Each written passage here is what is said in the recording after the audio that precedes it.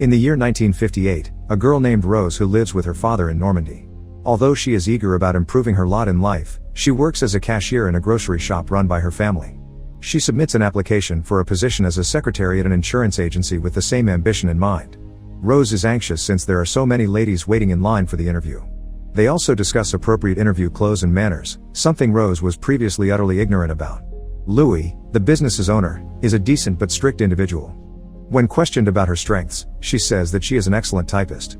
She is rejected nevertheless since it doesn't meet the basic requirements for a position like this. Rose won't give up that easy as Louis approaches the door to let in another applicant. She takes over a typewriter and begins quickly using just 2 fingers. When she is finished, her dress strap has shifted and her hair is a complete disaster. Incapable of denying the sexual tension, the two glance at one another. Louis is astounded by Rose's talent and attractiveness and employs her. Rose goes home that day with joy, but her father forbids her from relocating to the city so she may find employment. Rose leaves her house the next morning against her father's wishes. She moves into a women's hostel in the city and starts working. Louis quickly comes to regret his choice since Rose types non-stop all day, generating noises from her tapping that are too loud for him to concentrate. In addition, she is just competent at typing. Bob's architecture company is located across from Louis' office. Consequently, the two get to hang out with one another frequently. Bob observes that Rose's presence is beginning to annoy Louis. Louis visits Bob's house in the evening where a birthday celebration has been planned for him. Marie was Bob's wife.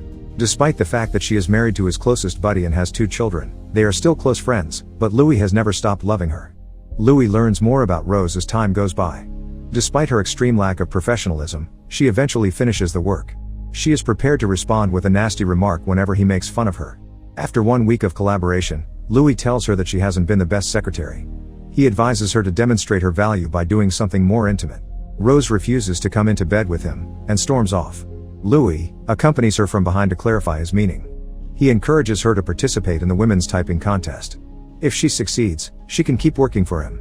Louis wants to be the one to assist Rose because he believes she has great ability. Ben makes fun of Louis after learning this. He believes it would be better to sleep with a secretary than to enter her in a useless competition. Louis, however, disregards his advice since he is confident that Rose would succeed if given the chance.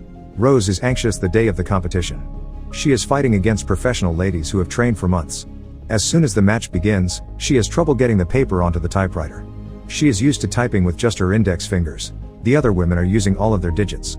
She ultimately falls just 2 words shy of moving on to the next round. She sobs and begs to be let out of the car as we drive back to our house.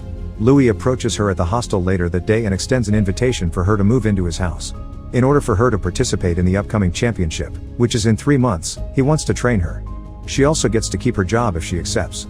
Rose gives it some thought for a while before agreeing. Her instruction begins on the first day. She must paint her nails a specific color, which Louis matches to a particular component of the typewriter. She will then be able to use the appropriate finger for each letter. She is required to work as his secretary and train for hours. Because of this, she makes a number of errors at work, but Louis always teaches her a valuable lesson. On Louis's way home one day, he witnesses Rose crashing her bike. His observation of her see-through top as he approaches to assist her is unavoidable. He discovers Rose's bralette in the washing the next morning. He places it himself in her room rather than causing a scene. He gets caught red-handed, but Rose makes light of it and makes a joke about getting him a pair. They continue to live together for a few more days. Rose finds Louis's occasional cooking to be fascinating. He offers her a light massage when she becomes too exhausted on certain days. Both of them sense the chemistry between them, but they keep their emotions hidden beneath humorous jabs. Louis approaches Marie one afternoon and begs her to teach Rose piano. He believes that she will be able to type more quickly if she learns to play the piano. He plays on Marie's unwillingness by attempting to harm himself. Rose observes their particular intimacy. She reprimands Louis for boasting to another man's wife while she tends to Louis' wound. As a response, Louis simply grinned at her. The typing sessions are followed the following day by piano lessons and a daily mile run. When the local level tournament eventually happens, Rose wins every round and advances to the finals. Both her nail paint and the typewriter's color are taken off in preparation for the next battle. Every time she types, Louis times her and is happy to see that she is improving. Then, in the decisive match, she and the rival engage in a violent struggle. When Rose is revealed as the new Normandy typewriting champion with 491 keystrokes per minute, Louis clutches his breath. Ben loses the wager and is forced to give his pal his whole wallet. Louis and Rose embrace joyfully. They have now successfully established their abilities as a teacher and pupil. Everyone at work is applauding Rose the next day. Although Louis has brought her a bouquet of red roses, she has already been given one by another man. Additionally, he extends a dinner invitation to her, but Louis stops them by stating that she still needs to prepare for the national competition. In the meanwhile, Marie and Rose have also become close. Marie believes Louis was destined to be with Rose and wants the best for him. Rose is disappointed that her father didn't write her a note for her birthday. But Louis surprises her with a cake at night, making her ecstatic. In addition, he offers her a handcrafted typewriter cover so she can type without having to look at the keys.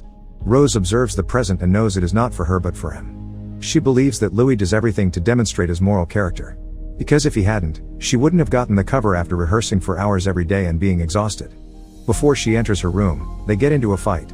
Later on, he requests that she return home for Christmas because his family would be visiting. Louis pushes Rose to depart as soon as possible despite Rose's suggestion that she can pretend to be his maid. Rose returns to her hometown since she has no other option. Her father declines to see her.